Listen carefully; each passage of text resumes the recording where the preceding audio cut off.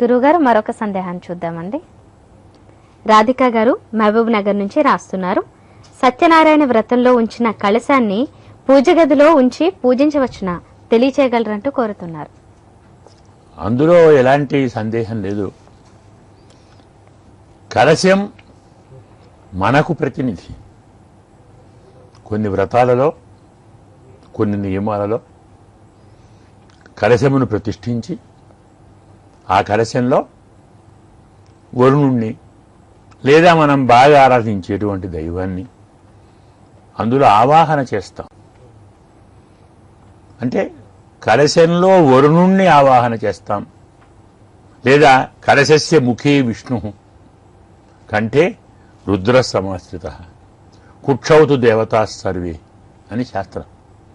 కలశం యొక్క ముఖంలో విష్ణువు ఉంటాడు, కంఠంలో రుద్రుడు ఉంటాడు, కుక్షి భాగంలో దేవతలందరూ ఉంటారు.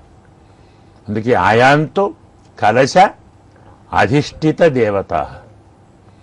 కలశంలో ఎవరెవరిని మేము ఆవాహన చేశామో, ఎవరెవరికి స్వాగతం చెప్పామో, ఎవరెవరిని ఆరాధించామో వారందరూ వచ్చి ఈ కలశంలో నిలిచి అక్కడే ఉండి మేము చేసేటువంటి అన్ని మర్యాదలు అంటే పూజలు అన్నమాట అవన్నీ తీసుకొని మమ్ములను కాపాడండి అని మనం మంత్రం చెప్తాం.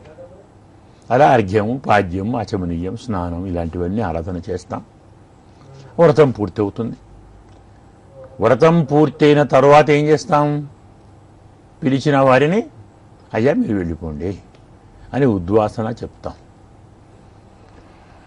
వచ్చారు, పని పూర్తి చేశారు, మా పూజను స్వీకరించారు, మమ్మలను ఆశీర్వదించారు, కార్యక్రమం పూర్తయింది. మళ్ళీ పిలిచినప్పుడు రండి.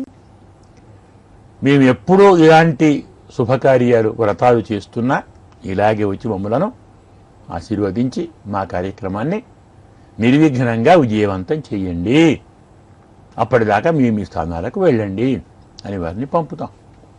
అప్పుడు ఆ కలశం ఏమైంది?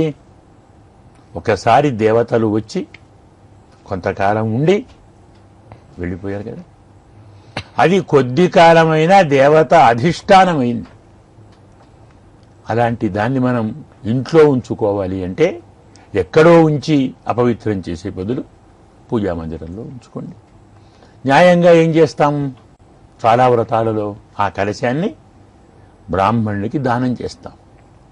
అంటే ఎవరు ఈ వ్రతము పూజ చేయిస్తారో వారికి దక్షిణతోటి ఆ కలశాన్ని దానం చేస్తాం.